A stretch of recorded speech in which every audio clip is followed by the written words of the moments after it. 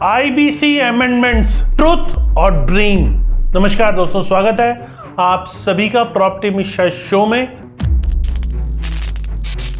आप सब जानते हैं मैं हमेशा लाता हूं रियल एस्टेट की सच्ची बातें और पूरे एनालिसिस के साथ बगैर किसी लाग लपेट के। आज मैं बात करने वाला हूं एक ऐसे अमेंडमेंट के बारे में जिन्हें सरकार सेलिब्रेट कर रही है बड़ी जीत कहकर, लेकिन आपका यानी होम बायर का सिचुएशन शायद वही रह जाएगा। तो वीडियो को पूरा देखिएगा, लास्ट तक देखिएगा। अगर आपको पसंद आए तो लाइक कमेंट शेयर जरूर कीजिएगा। ऐसे एनालिसिस और फ्यूचर में मिलते रहे, इसके लिए फटाफट चैनल को सब्सक्राइब कर लीजिए। तो चलिए शुरू करते हैं। नमस्कार, मैं हूं Pradeep Mishra. Property mission show में आपका स्वागत है। यहाँ हम आपको प्रॉपर्टी और प्रॉपर्टी मार्केट की हकीकत बताते हैं, नो बकवास, डायरेक्ट काम की बात। चलिए शुरू करते हैं। अब बात करते हैं उस नए अमेंडमेंट की जो दिसंबर 2025 में लाए गए हैं। केंद्र सरकार ने इंसॉल्वेंसी बैंकरप्सी कोड को अपडेट करने के लिए 7वां अमेंडमेंट इंट्रोड्यूस किया है। ये बिल लोकसभा में आया था अगस्त 2025 में और सेलेक्ट कमेटी ने अपनी सिफारिशें दी थी। क्या नई चीजें आ रही है? एक तो मल्टीपल रेजोल्यूशन प्लान्स हैं, मतलब अगर एक बड़ी कंपनी के पास कई प्रोजेक्ट्स हैं तो हर प्रोजेक्ट के लिए एक अलग अलग बायर्स आ सकते हैं। दूसरा, एसेट वाइज रेजोल्यूशन, यानी कंपनी के हिस्से को अलग अलग बेचा जा सकता है। तीसरा है क्लियर स्लेट प्रिंसिपल, जिसका मतलब है नई कंपनी को पुरानी सब जिम्मेदारियों से मुक्त किया जाएगा। और हाँ, एनसीएलटी को भी 14 दिन में इंसॉल्वेंसी को एडमिट करना होगा। जल्दी एनसीलैट को भी 3 महीने में फैसला करना होगा। सुनने में बहुत अच्छा लगता है ना? तो अब आता है असली सवाल, ये अमेंडमेंट किसके लिए फायदेमंद है? बैंक्स के लिए, कंस्ट्रक्शन कंपनीज के लिए, या आपके लिए जिसके पास एक फ्लैट की बुकिंग है एक स्टक प्रोजेक्ट में? ICRA ICRA जो इंडिया की बिगेस्ट क्रेडिट रेटिंग एजेंसी है, उसने साफ कहा है कि प्रपोज्ड अमेंडमेंट पॉजिटिव है, लेकिन रियल एस्टेट सेक्टर के लिए नथिंग। समझिए मतलब इसका, ये अमेंडमेंट सब बिजनेस सेक्टर के लिए अच्छे हो सकते हैं, बैंक्स, कंपनीज, ट्रेडर्स, सबको, लेकिन रियल एस्टेट नहीं। रियल एस्टेट को स्पेसिफिक टेलर्ड अमेंडमेंट्स चाहिए। क्यों? क्योंकि रियल एस्टेट का इंसॉल्वेंसी अलग होता है।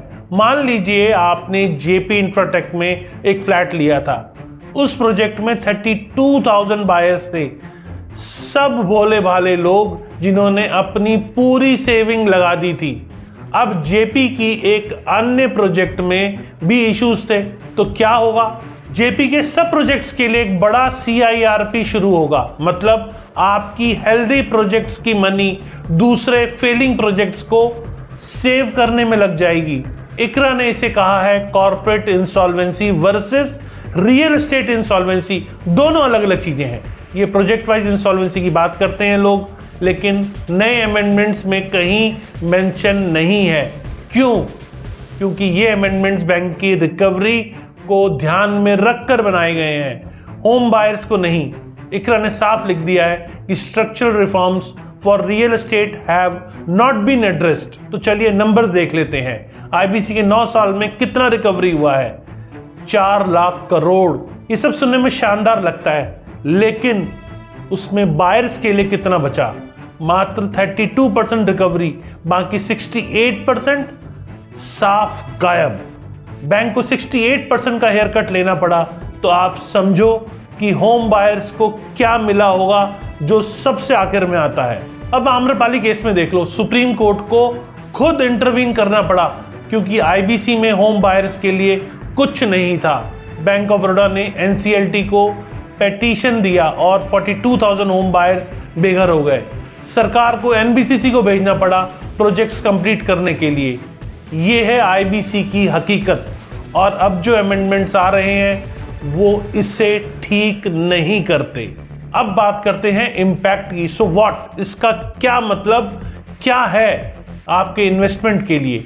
ये सीधा सवाल है। अगर आप आज कोई अंडर कंस्ट्रक्शन अपार्टमेंट खरीदते हो तो क्या ये अमेंडमेंट आपको सेफ रखेंगे? शॉर्ट आंसर है नहीं। ये अमेंडमेंट एनसीएलटी के बैकलॉग को कम करने में मदद कर सकते हैं थोड़ा बहुत, लेकिन आपकी बिगेस्ट प्रॉब्लम क्या है? डिले। एनसीएलटी में 30,000 केसेस पेंडिंग है सितंबर 2025 तक। 77% केसेस 270 डेज से ज़्यादा चले थे। टारगेट है 330 डेज, लेकिन एवरेज अब 700 प्लस डेज है।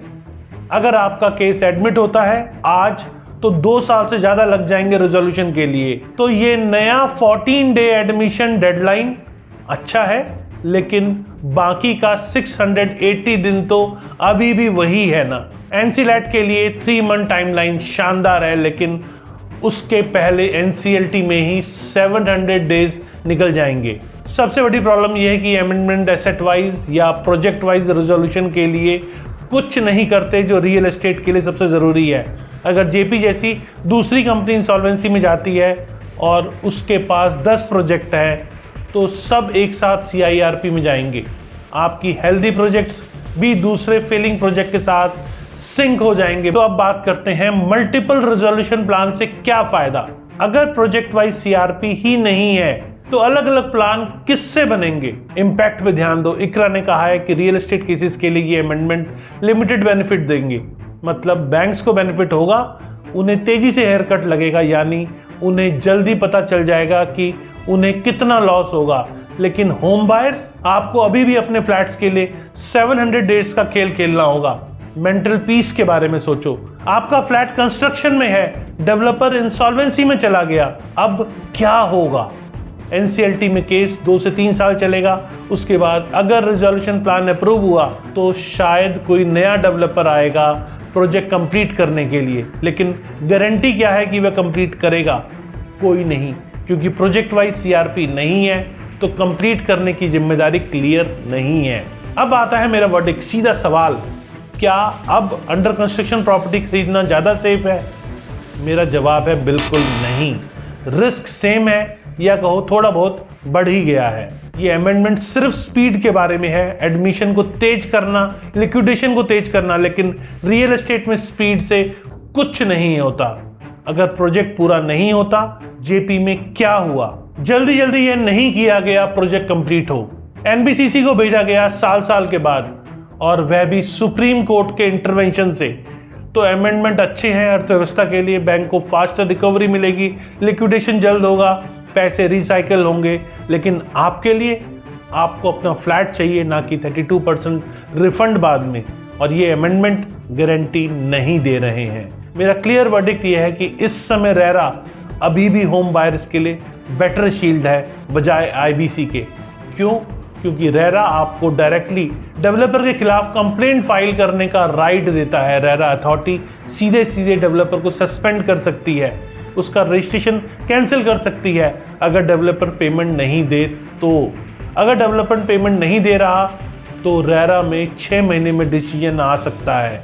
आईबीसी में 700 प्लस डेज, और फिर भी गारंटी नहीं। अगर पूरा प्रोजेक्ट ही फेल हो जाए तो फिर रेरा काम नहीं करता, उसमें आईबीसी में जाना पड़ता है, लेकिन वहां भी अब ये अमेंडमेंट आपकी मदद नहीं करेगा। तो मेरी एडवाइस ये है कि अगर आप अंडर कंस्ट्रक्शन प्रॉपर्टी खरीद रहे हो तो सिर्फ एस्टैब्लिश रेपुटेड डेवलपर को चुनो, गवर्नमेंट बैक प्रोजेक्ट्स को प्रेफर करो, और हाँ, एस्क्रो नॉर्म्स को स्ट्रिक्टली फॉलो करो। सुनिश्चित करो कि आपका पैसा सीधे डेवलपर के अकाउंट में ना जाए, बैंक से खुद का अकाउंट में आए, क्योंकि अमेंडमेंट्स कितने भी अच्छे हों, अगर आपका पैसा सुरक्षित नहीं तो कोई कानून आपकी मदद नहीं कर सकता। तो दोस्तों याद रखो, ये अमेंडमेंट गुड न्यूज़ है, बैंक्स के लिए गुड न्यूज़ है, कंस्ट्रक्शन सेक्टर के लिए, लेकिन होम बायर्स के लिए पार्शियली गुड है। प्रोजेक्ट वाइज इंसॉल्वेंसी नहीं है, रियल एस्टेट स्पेसिफिक रिफॉर्म्स नहीं है, तो रहेगा रिस्क। और हाँ, जब तक एनसीएलटी के 30,000 केसेस क्लियर नहीं होते, जब तक 270 डे एवरेज को 330 डे में नहीं लाया जाता, तब तक कोई भी अमेंडमेंट आपके फ्लैट की नहीं दे सकता। तो बी केयरफुल, अपनी मेहनत की कमाई को स्मार्ट तरीके से लगाना, क्योंकि आखिरकार यही आपकी मेहनत की कमाई है, और सही डिसीजन लेना सिर्फ आपकी रिस्पॉन्सिबिलिटी है। अगर मेरा एनालिसिस पूरा पसंद आया तो लाइक करो, कमेंट करो और शेयर करो। फ्यूचर में ऐसे और एनालिसिस देखने के लिए फटाफट चैनल को सब्सक्राइब करो। नमस्कार और जय हिंद।